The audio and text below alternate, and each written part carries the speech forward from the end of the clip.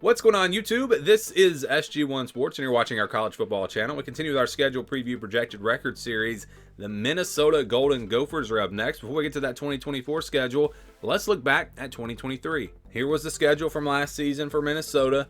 You can see they did go 6-7 because they won their bowl game. This is actually a 5-7 team. They really shouldn't have even made it to a bowl game last season, but they got an invite because there were some extra spots. But you see the schedule, and they played North Carolina in the non-conference. Obviously, that was a tough one.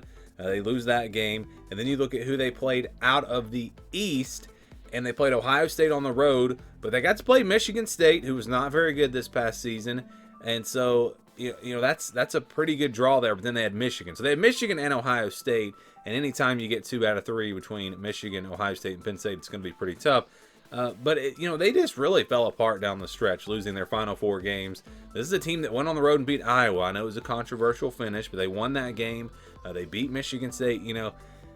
The season started okay, but really got out of hand there down the stretch. Let's take a look at this 2024 schedule, and let's break it down. First, we'll look at the non-conference. It'll be North Carolina again, Rhode Island, and Nevada. North Carolina will be at home this time. I think Minnesota has a much better chance to win that game. Especially just being at home. That makes a difference. You look at the entire home schedule. In the Big Ten, they'll play Iowa, USC, Maryland, and Penn State. That's the home schedule. That's a pretty tough home schedule. I mean, they're going to be underdogs probably in all 4 of those games. Maybe Maryland their favorite, or it's a 50-50 game. But yeah, that is a really tough home schedule in the Big Ten. And I always say, if you're a team like a mid-level team, you'd rather play your tough games on the road because you're probably not going to win them anyways. But maybe they can find a way to win 1 or 2 of those. And then you look at the road schedule. It's not as tough. Michigan on the road, UCLA, Illinois, Rutgers, and Wisconsin. So again, if you flip this around, you'd feel really good about Minnesota beating Illinois, Rutgers, maybe UCLA, maybe even Wisconsin at home. So it's not a great draw as far as their home and away. But if they can find a way to win, a couple of those home games and then go on the road and take care of business there, it could wind up working out pretty well for them. So they start with North Carolina on August 29th. That'll be a weeknight game, Thursday night, to kick off the college football season.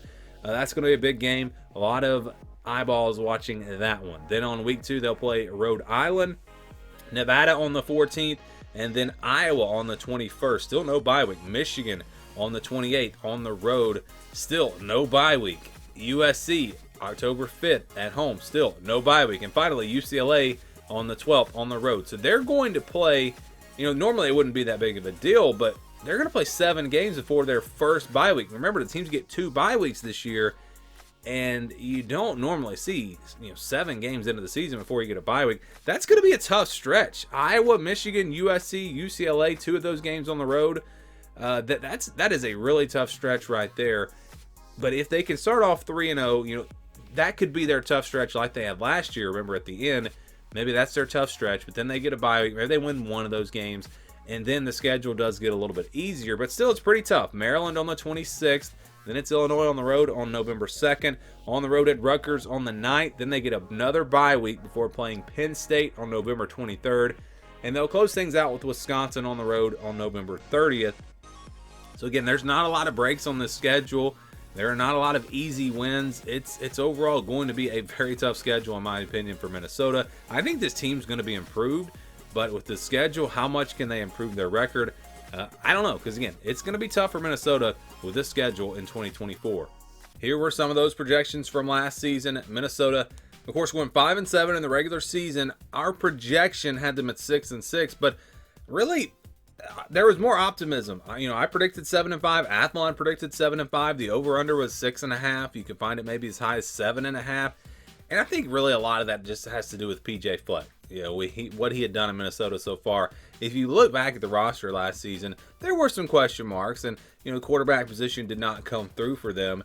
And so you can kind of see how it did get to 5-7. It was a pretty tough schedule. Again, it's a pretty tough schedule this year, but I think they made an upgrade with the transfer quarterback they brought in. And I think this team's going to be better. But let's see what the projection says. Again, this is the schedule. This is the scale that we use. If it's under 20 or over 80, those are pretty much guaranteed wins or losses.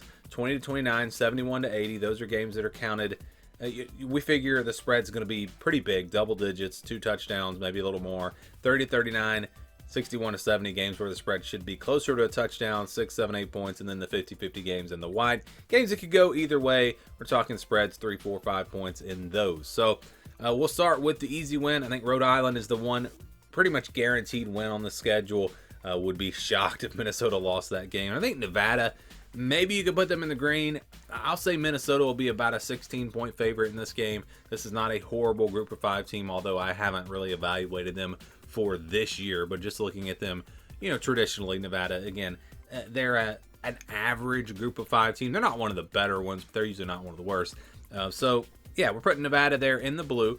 And then we go to the other side of this, games where Minnesota is going to be an underdog. I think Wisconsin, this is a tough one.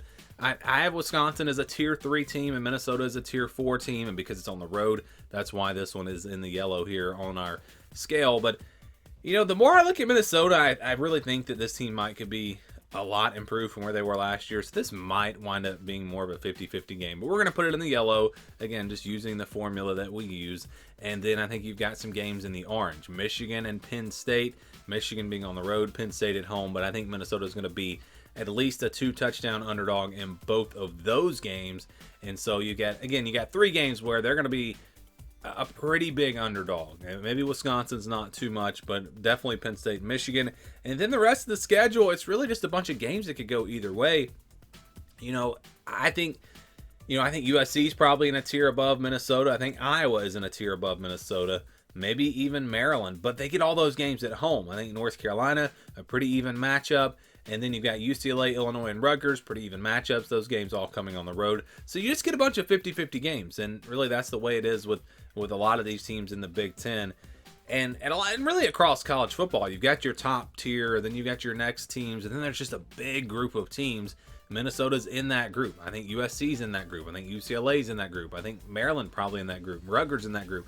Illinois, maybe not, but that game is on the road, and that's why it's a 50-50 game. So again, you got a bunch of games that can go either way. If they win some close games or win a lot of close games, I think it's going to be a good season. If they lose a lot of these close games, they're going to have a very disappointing season. So which way will it go? Of course, we don't know, but the averages tell us that if everything averages out, they're going to go 6-6. So enough to get to a bowl game, a little bit better than last year.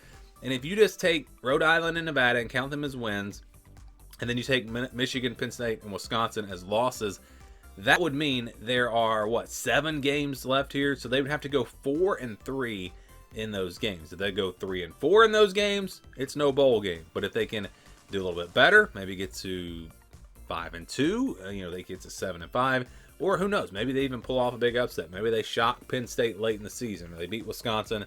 There are a lot of different ways this could go, but again, the projection does come out to 6-6. That's what the projection was last year, and again, they went under that. I kind of think they have a better chance of going over than under this year, but I would have said the same thing last year, so we'll see how it plays out. But with Minnesota projected at 6-6, do you guys agree? Do you disagree? Give me your thoughts on this team and your projections down in the comments below.